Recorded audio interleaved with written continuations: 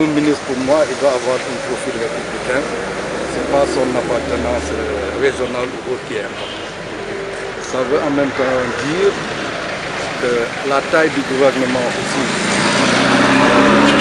contrairement à la promesse qui nous avait été faite en premier par le président de la République, elle connaît toujours un processus. Mais le plus important, c'est les actes ce que ce gouvernement va poser.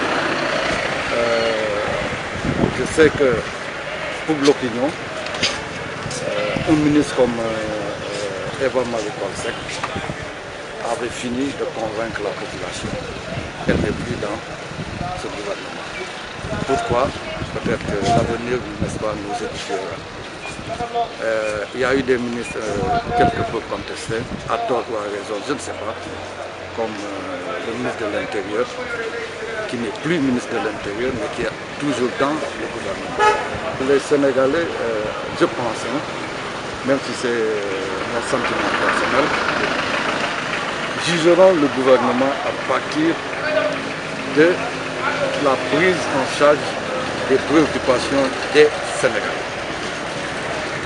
Je leur souhaite, en tout cas, réussite dans leur entreprise gouvernementale, qu'ils prennent conscience de la situation dans laquelle les Sénégalais sont, et comme il leur est destiné, n'est-ce pas, la prise en charge de cela, qu'ils en soient conscients et qu'ils apportent des réponses appropriées, n'est-ce pas, aux préoccupations des Sénégalais. Oui, je pense que le problème de la Casamance n'a pas commencé avec Macky Sall, le désenclavement, n'est-ce pas, la pauvreté du tissu industriel, n'est-ce pas. Nous savons que les potentialités que regorge la Casamance auraient peut-être amené, dans une bonne gouvernance, à mettre en place des petites unités industrielles au moins, pour permettre véritablement d'exploiter à bon escient, n'est-ce pas, les ressources de la Casamance et améliorer les conditions d'existence, n'est-ce pas, des Casamançais et des Sénégalais. Par rapport au remaniement ministère dont vous me demandez, en réalité c'est quelque chose qui, politiquement parlant, ça ne me concerne pas.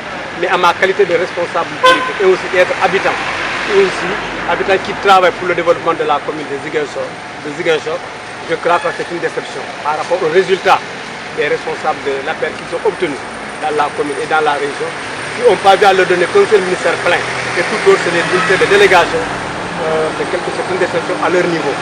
Si vous voyez autour du Sénégal, il y a des régions dont les responsables n'ont rien gagné. Aujourd'hui, ils ont des ministères beaucoup plus importants par rapport à ce qu'eux viennent d'avoir. Donc franchement, c'est quelque chose dont ça ne nous surprend pas. Ça ne nous a pas surpris dans notre camp à l'UCS. On les a toujours fait comprendre. Aujourd'hui, on les a mis devant les faits accomplis.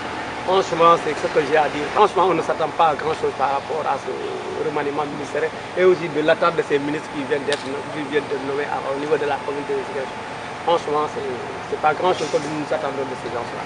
Il fallait changer l'ancienne équipe, vu que le président a décidé de faire un remaniement.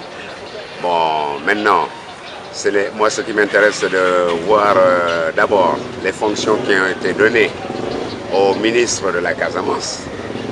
3 ministres pour la Casamance, c'est vraiment peu. Et quels sont les postes qu'ils occupent?